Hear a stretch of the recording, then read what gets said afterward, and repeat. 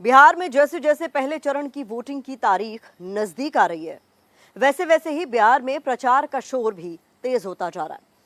अपने वादों की फहरिस्त लेकर सरकार और विपक्ष दोनों ही जनता के बीच पहुंच रहे हैं। 20 साल से बिहार पर राज कर रहे मुख्यमंत्री नीतीश कुमार फिर से सुनहरे बिहार का वादा लेकर चुनावी सभाएं कर रहे हैं, लोगों से वोट मांग रहे हैं, बता रहे हैं कि फिर जीते तो इस बार बिहार में उद्योगों की बहार लाएंगे।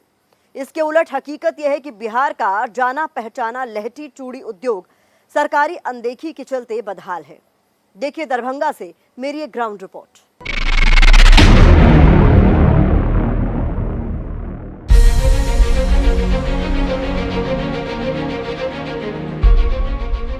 तपते कोयले पर पहले लाख पिघलाई जाती है, आंच से निकली गर्म लाख को नई शक्ल दी जाती है, फिर उसे चूड़ी और कंगन का आकार देकर कारीगर उसमें रंग भरते हैं, उसमें चमक डालते हैं।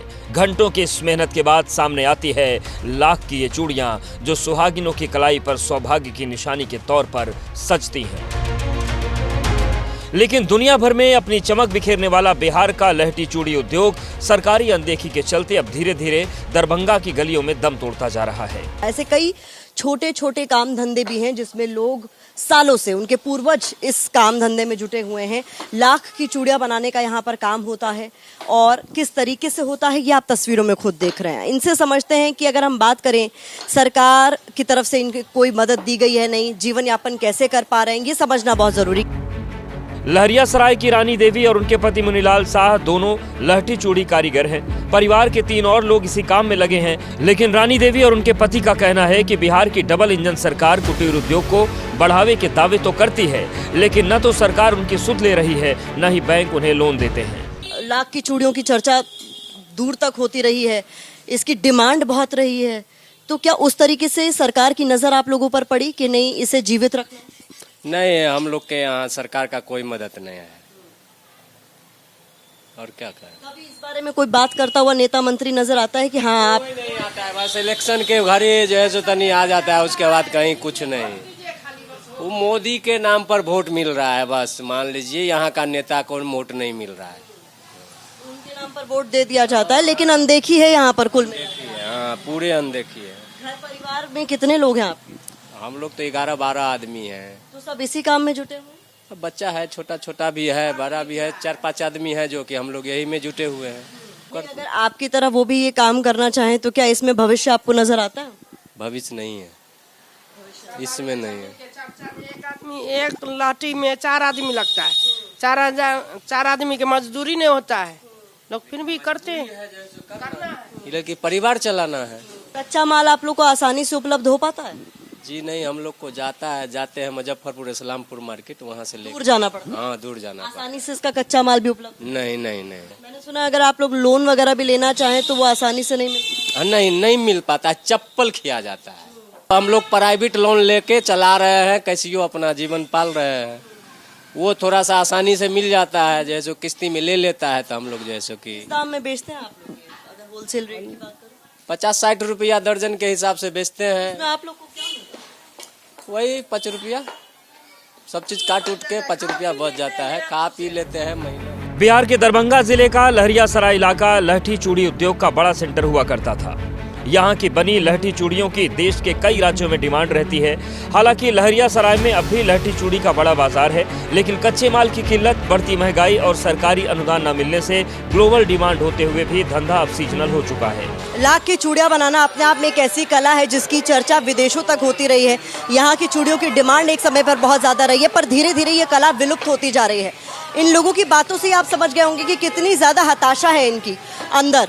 साफ तौर पर कहना है कि सरकार की तरफ से न किसी तरीके की कोई मदद है, अनदेखी इन लोगों की जा रही है और तमाम तरह का एडवर्टाइजमेंट किया जा रहा है कि लोगों को सरकार की तरफ से हर जरूरी सुविधा मुहैया कराई जा रही है। महिलाओं को 10,000 रुपये दिए जा रहे हैं, लेकिन ये हर एक महिला को नहीं मिल पाया है। कागज तो इन्होंने भी भरे हैं, जमा कराए हैं, लेकिन अब तक इनके हाथ कुछ नहीं आया है और बड़ा एक परिवार है इन लोगों का और इसी तरीके से ये जीवन यापन करने को मजबूर है। रानी और मुनीलाल की तरह पवन कुमार शाह का भी परिवार दरभंगा के लहरियासराय में लहठी चूड़ी उद्योग से जुड़ा है। पवन बताते हैं कि अब ये कला उनके लिए मजबूरी बन चुकी है।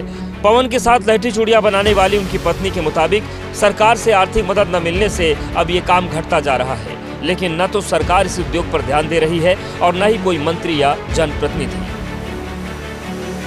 तो लहरिया सराय में एक और परिवार के पास हम मौजूद हैं जो कि लाख की चूड़ियां बनाने का काम कर रहे हैं। आपकी तो पूरे परिवार में ये काम बहुत पहले से होता हुआ आ रहा है।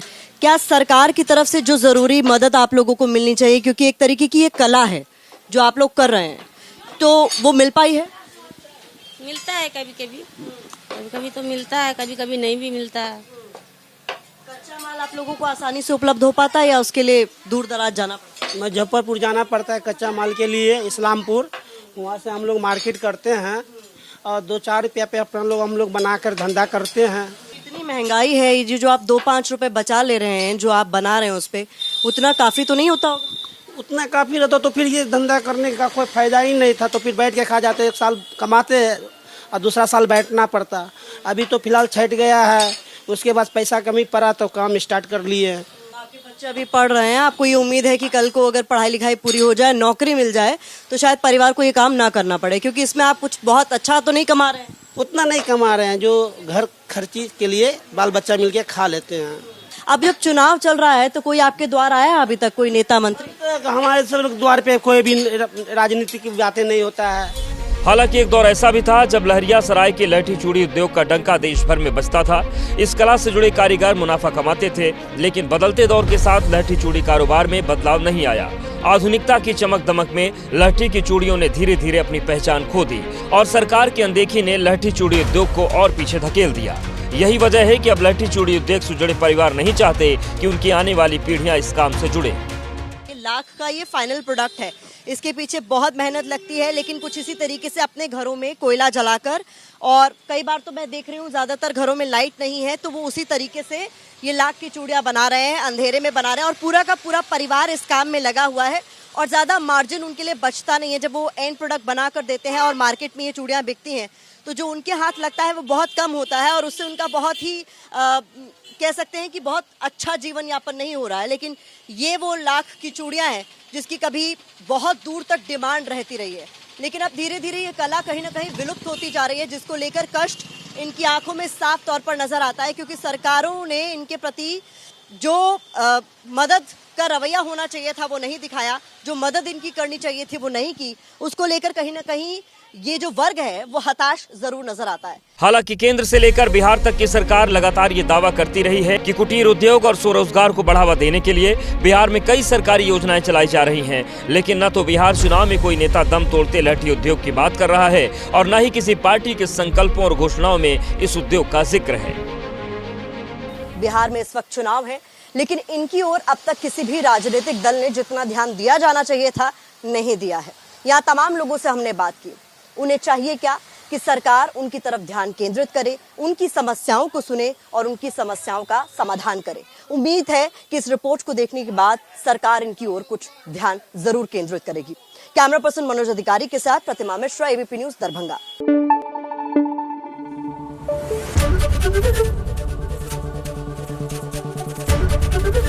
एबीपी न्यूज आपको रखे आगे।